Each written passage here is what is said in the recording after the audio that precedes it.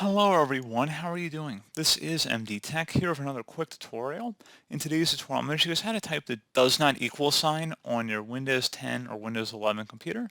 So this should hopefully be a pretty straightforward process here, guys, and without further ado, let's go ahead and jump straight into it. So all you have to do is open up the search menu, type in character map. Best match should come back with character map. Go ahead and open that up.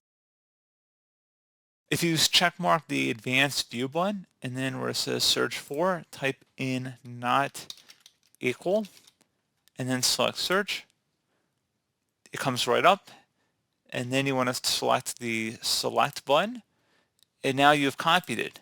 And if we open up WordPad, for example, we can paste it right in. So pretty straightforward process, guys. I do hope I was able to help you out and I do look forward to catching you all in the next tutorial.